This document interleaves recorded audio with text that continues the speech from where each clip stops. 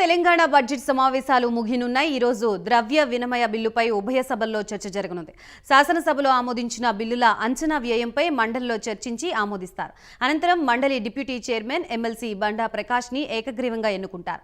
శాసనసభ మండలిలో ప్రశ్నోత్తరాలు, పట్టణ ప్రాంతాల్లో బస్తీ దవాఖానాలు, హరితవనం విస్తీర్ణం, పెంపుదల, పునరుత్పాదక ఇంధనాల వనరుల వినియోగం, పంటల రుణమాఫీ, రాష్ట్రంలో కోతలు బెడద గురించి చర్చిస్తారు.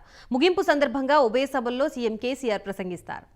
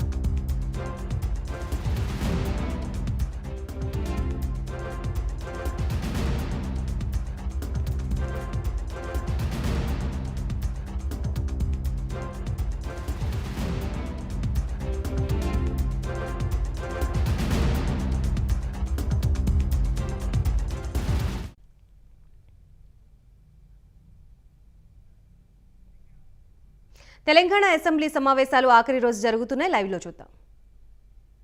అక్కడ రెండవ దశ మెట్రో తీసుకున్నారు అధ్యక్ష. వాళ్ళు 59,000 కోట్లతో తీసుకున్నారు. అందులో గవర్నమెంట్ ఆఫ్ ఇండియా 20% ఈక్విటీ రూపంలో, సావరిన్ గ్యారంటీ రూపంలో 29,000 కోట్లు, అంటే మొత్తం కలిపి 41,000 కోట్ల పైచిలకు రూపాయలు అక్కడనేమో బెంగళూరు మెట్రోకు సహకారం. చెన్నై మెట్రోలో ఇంతకుముందు ఉన్న గవర్నమెంట్ వాళ్ళకు కొంత అనుకూలంగా ఉండేది. ఆ గవర్నమెంట్ ఉన్నప్పుడు రెండో ఫేజ్ తీసుకున్నారు. అక్కడ కూడా 16,000 కోట్ల government central government equity, sovereign guarantee కింద 42,000 కోట్లు.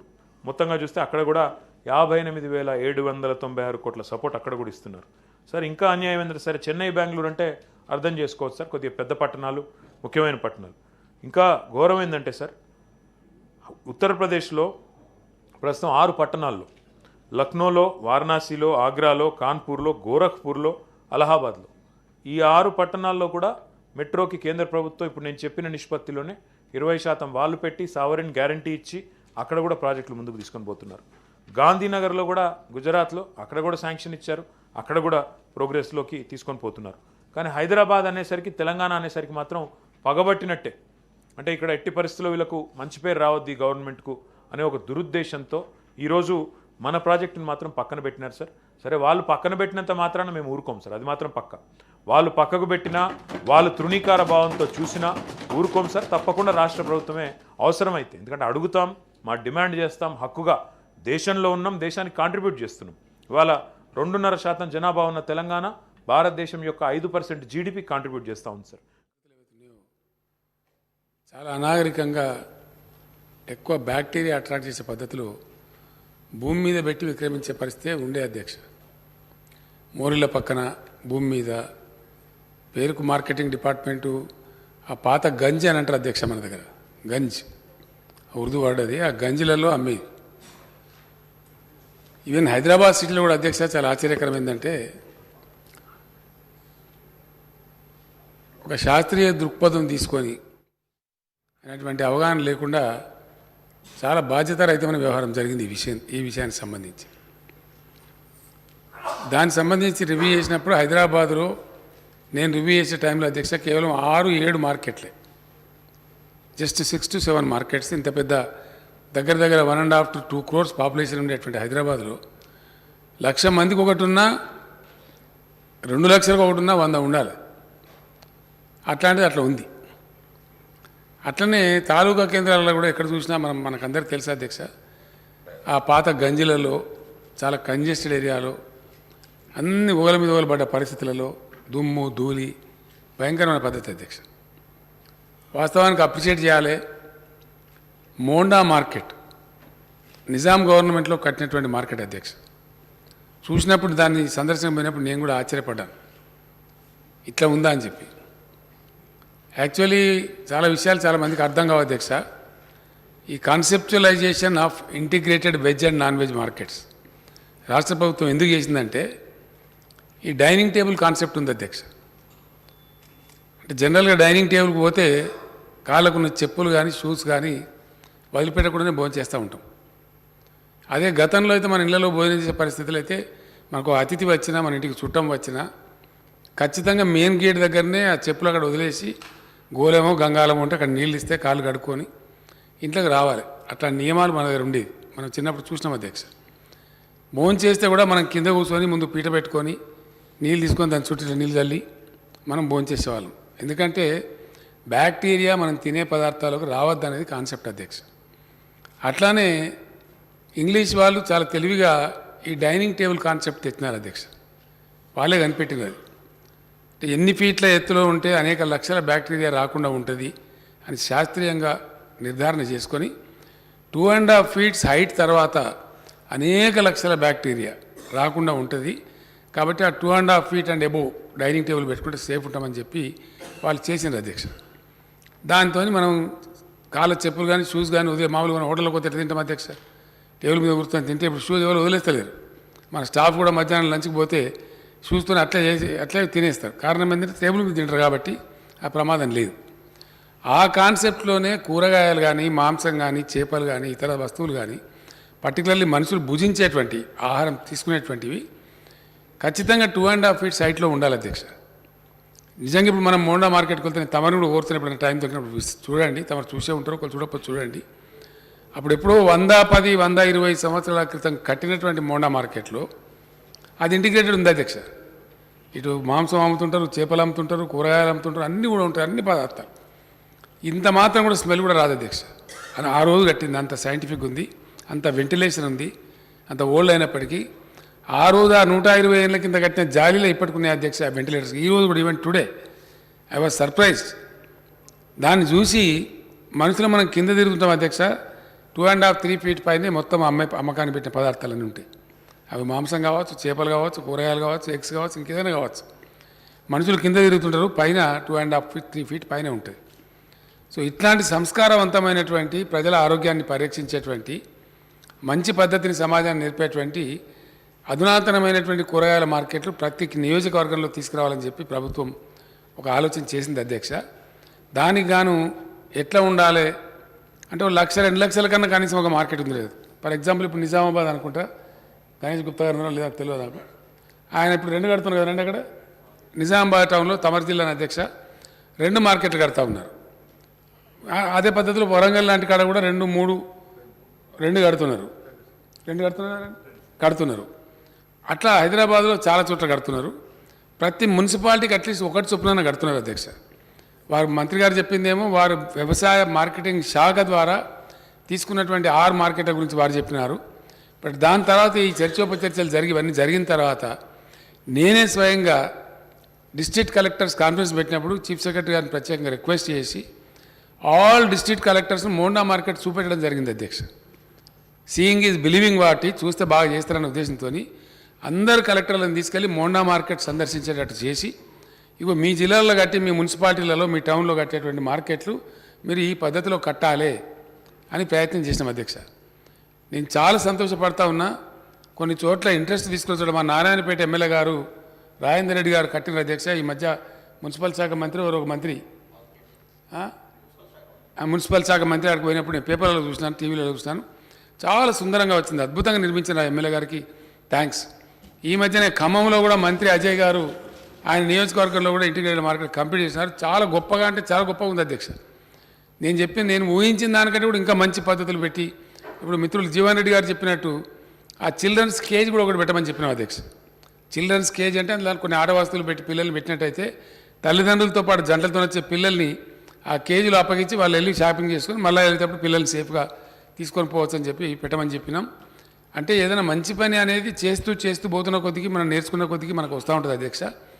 ఈ veg and non veg markets at least ఒక 1,50,000 2 లక్షల మంది కన్నా ఒకటి రావాలి రాష్ట్ర వ్యాప్తంగా అనే ప్రయత్నాన్ని రాష్ట్ర ప్రభుత్వం సిన్సియర్గా చేస్తూ ఉంది. డెఫినెట్గా దాన్ని పూర్తి చేస్తాం అధ్యక్ష. ఆ యజ్ఞాన్ని 100% చేస్తాం. ఇప్పటికి చాలా విజయవంతంగా జరుగుతూ ఉంది. ఎక్కడైతే కట్టి ఉన్నామో వేరే రాష్ట్రాల వాళ్ళు వచ్చి చూసి కూడా ఆశ్చర్యపడుతున్నారు, ఇంత బాగా ఉందండి, మేము కూడా ఇట్లా ఈ పద్ధతిలో చేసుకుంటామని కూడా చెప్తున్నారు. తమరు నియోజకవర్గం కూడా ఆల్రెడీ సైట్ సెలెక్ట్ అయింది, పని కూడా అయిపోతూ ఉంది. ఆల్ అసెంబ్లీ సెగ్మెంట్స్లో కూడా జరుగుతూ ఉంది. బ్రహ్మాండంగా శాసనసభ్యులు, ఆయా జిల్లాల మంత్రులు, కలెక్టర్లంతా ఇంట్రెస్ట్ తీసుకొని చేస్తూ ఉన్నారు. ఐ థింక్ షార్ట్ పీరియడ్లో మనకు అన్నింటిలో వస్తుంది అధ్యక్ష. మిత్రులు అంజయ్య యాదవ్ గారు బహుశా మంత్రి గారు చెప్తారో మరి నేను చెప్పాలి, కల్తీ విత్తనాలు ఉంటున్నాయని చెప్తున్నారు. అది ఎందుకు ఆ పాత మహబూబ్నగర్లోనే దరిద్రం ఎక్కువ అధ్యక్ష. పీడీ యాక్ట్ పెట్టి చాలామంది లోపల కూడా వేసినాము, అయినా వాళ్ళకి ఇంకా బుద్ధి వస్తున్నట్లేదు. తప్పకుండా మంత్రి గారు సొంత జిల్లానే కాబట్టి పాత జిల్లా, ఉమ్మడి జిల్లా, స్టెర్న్ యాక్షన్ ఈ కల్తీ స్పురియస్ సీడ్ ఏదైతే ఉందో దాన్ని నిరోధించడానికి ఏ రాష్ట్రంలో ఇండియాలో పీడీ యాక్ట్ లేదు అధ్యక్ష. కేంద్ర ప్రభుత్వం కూడా మమ్మల్ని చాలా సతాయించింది. కల్తీ విత్తనాలకు పీడీ యాక్ట్ ఎందుకండి అంటే మాకు అవసరం ఉందండి, మా దగ్గర దుర్మార్గం ఎక్కువ ఉందని చెప్పి ఫైట్ చేసి 2-3 నెలలు ఆలస్యమైనా సరే మంత్రి గారు ఒక 5 సార్లు 10 సార్లు ఢిల్లీకి వెళ్ళి, వారు మంత్రి గారు కూడా స్వయంగా లాయర్ కాబట్టి ఈ కారణాల రీత్యా మాకు అవసరమని ఆ మినిస్ట్రీని, లా మినిస్ట్రీని కన్విన్స్ చేసి తీసుకొని రావడం జరిగింది. చాలామందిని పీడీ యాక్ట్లో అరెస్ట్ కూడా చేసినాం. డెఫినెట్గా చాలా కఠినమైన చర్యలు తీసుకుంటాం. ఎట్టి పరిస్థితులను వాళ్ళు ఉపేక్షించే ప్రశ్న ఉండదు. తప్పకుండా కల్తీ విత్తనాల యొక్క బెడదను మన రాష్ట్రానికి లేకుండా ప్రభుత్వం అన్ని చర్యలు తీసుకుంటుందని మనవి చేస్తా ఉన్నది.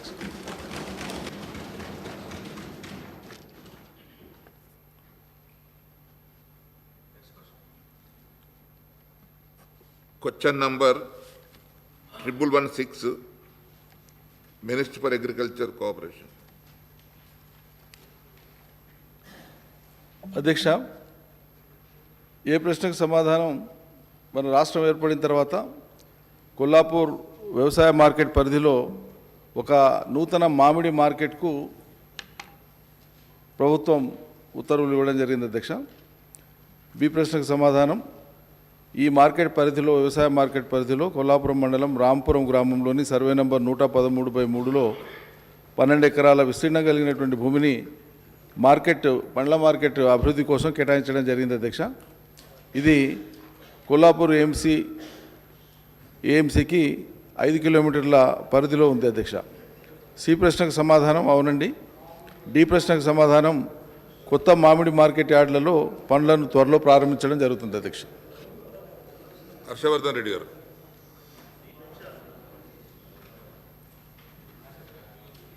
జాఫర్ హుసేన్ సార్. హర్షవర్ధన్ రెడ్డి. అధ్యక్ష ధన్యవాదాలు అధ్యక్ష. గౌరవ ముఖ్యమంత్రి గారికి మరియు వ్యవసాయ శాఖ మంత్రులకు,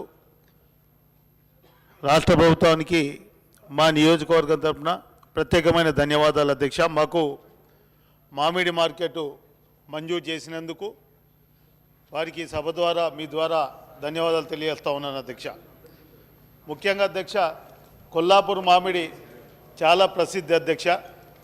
కొల్లాపూర్ మామిడి మా దగ్గర సుమారు 33,000 ఎకరాలలో మామిడి పంట సాగు జరుగుతూ ఉంటుంది అధ్యక్ష. మామిడి తోటలు చాలా ప్రసిద్ధి కలిగిన మామిడి, ఎంతో రుచికరమైనటువంటి మామిడి దిగుమతి మా ప్రాంతంలో ఉంది. బేనిషా, తెలంగాణ బంగినపల్లి వెరైటీలో బేనిషా అంటారు అధ్యక్ష. క్వశ్చన్ అడగండి. అది చాలా, నేను మీ ద్వారా ప్రభుత్వాన్ని కోరుతా ఉన్నాను అధ్యక్ష, ఎప్పుడు అక్కడ క్రయ మార్కెట్ యార్డు పూర్తి చేస్తారు, ఎప్పుడు క్రయ విక్రయాలు ప్రారంభం చేస్తారు, అదేవిధంగా దాంతోపాటు మామిడి ప్రాసెసింగ్ యూనిట్లో చాలా డిమాండ్ ఉంది కాబట్టి కొత్త మామిడి ప్రాసెసింగ్ యూనిట్లను ఏమన్నా అనుసంధానంగా ఏర్పాటు చేసే ఉద్దేశం ప్రభుత్వానికి ఉందా అని చెప్పి మీ ద్వారా గౌరవ మంత్రివర్యులు కోరుతా ఉన్నాను అధ్యక్ష. జాఫర్ హుసేన్ గారు. ऑनरेबल स्पीकर सर, मैं आपके ज़रिए से मिनिस्टर फॉर एग्रीकल्चर से एक ये सवाल करना चाहता हूं सर. आपने मैंगो मार्केट के बारे में बोला, अच्छी बात है सर. 12 एकड़ लैंड आपने रामपुर कोल्हापुर मंडल के अंदर दिया सर, जिसके अंदर मैंगो मार्केट सेपरेट सेट हो रही सर। अच्छी बात है सर। मैं उसी तरह ये कहना चाहता हूँ साहब, कुत्तापेट में एक मार्केट थी जिसको अपन अच्छे काम के लिए, हॉस्पिटल के लिए वो मार्केट खाली करा दिए, टेम्परवरी अपन बाटा सिंगारम पे मार्केट ले गए साहब। चूंकि कोयडा के अंदर अपन बहुत इंटरनेशनल स्टैंडर्ड से मार्केट बना रहे, बाटा सिंगारम का जो मार्केट है साहब वो टेम्परवरी है। उसी तरह यहाँ पे बाटा सिंगारम में जगह बसने होने की तरफ से हमारे पार्टी के फ्लोर लीडर अकबरुद्दीन अवैसी साहब ने सीएम साहब से नुमाइंदगी करे। उसके बाद में जो वक्फ बोर्ड की लैंड है साहब, पहाड़ी शरीफ पे 12 एकड़ लैंड जियो के तहत फ्रूट मार्केट सेट करने के लिए दिया सर। मगर वो फ्रूट मार्केट वहां पे अलॉट भी होके सेट हो रही है सर, मगर मार्केटिंग फीस अभी नहीं ले रहे। मैं मिनिस्टर साहब से रिक्वेस्ट करना चाह रहा हूं कि आप मार्केटिंग फीस कलेक्ट करिए, वही लोग जो लाइसेंस होल्डर है ना साहब, उन्हीं को यहां पे देके मार्केटिंग फीस कलेक्ट करिए। और उसके साथ साथ जिस दिन कोयडा के अंदर आपका परमानेंट मार्केट बन जाएगा, उस दिन ये लोग वहां से कोयडा चले जाएंगे और ये जो 12 एकड़ अलॉटमेंट